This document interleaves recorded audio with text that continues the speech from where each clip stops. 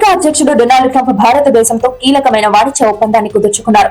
ఈ ఒప్పందం నేపథ్యంలో భారత్ పై విధిస్తున్న ప్రతీకార సుంకాలను 18% తగ్గిస్తున్నట్లు ఆయన ప్రకటించారు. ఈ నిర్ణయం రెండు దేశాల మధ్య వాణిజ్య సంబంధాలను మరింత బలోపేతం చేయనున్నదిగా విశ్లేషకులు భావిస్తున్నారు. ఇదే సమయంలో భారత ప్రధాని నరేంద్ర మోదీపై డొనాల్డ్ ట్రంప్ ప్రశంసలు కురిపించారు. మోదీ తనకు గొప్ప స్నేహితుడని, అత్యంత సన్నిహితుడని పేర్కొంటూ తన సోషల్ మీడియా వేదిక ట్రూత్ సోషల్ లో ప్రత్యేకంగా పోస్టు చేశారు. ఇక ఈ ఒప్పందానికి సంబంధించిన పూర్తి వివరాల్లోకి వెళితే అమెరికా అధ్యక్షుడు డొనాల్డ్ ట్రంప్ ఎట్టకేలకు తగ్గారు. భారత్ నుంచి వచ్చే వస్తువులపై టారిఫ్ ను 50% నుంచి 18% తగ్గిస్తున్నట్లు ప్రకటించారు. ట్రంప్ తీసుకున్న ఈ నిర్ణయం వెంటనే అమలులోకి వచ్చింది. నిన్న రాత్రి ప్రధాని మోదీతో ఫోన్ లో మాట్లాడిన అనంతరం ట్రంప్ తన ట్రూత్ సోషల్ వేదికగా ఈ విషయాన్ని ప్రకటించారు.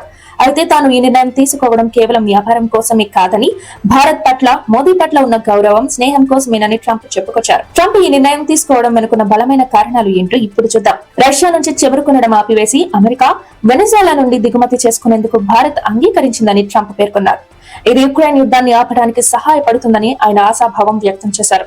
అయితే రష్యా నుంచి చమురు కొనడం ఆపేసిన విషయాన్ని మాత్రం భారత్ అధికారికంగా ఎలాంటి ప్రకటన చేయలేదు. యూరోపియన్ యూనియన్ తో భారత్ కు తెచ్చుకున్న mother of all trade deals అమెరికాను ఆలోచనలో పడేసింది. 18 ఏళ్లుగా పెండింగ్ లో ఉన్న ఈ ఒప్పందం కుదరడం భారత్ తన దారి తాను చూసుకుంటుందన్న సంకేతాలను వాషింగ్టన్ కు పంపింది. ఫలితంగా భారత్ ను దూరం చేసుకోకూడదనే ఉద్దేశంతోనే ట్రంప్ ఈ డీల్ కు గ్రీన్ సిగ్నల్ ఇచ్చారని విశ్లేషకులు భావిస్తున్నారు.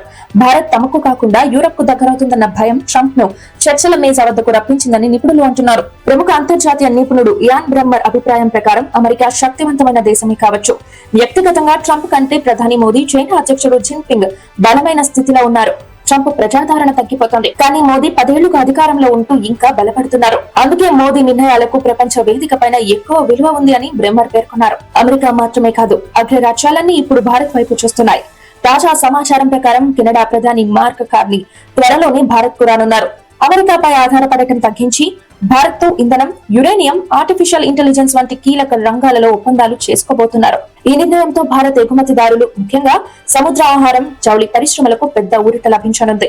ఈ వార్తతో స్టాక్ మార్కెట్లు భారీ లాభాలతో ప్రారంభమయ్యాయి.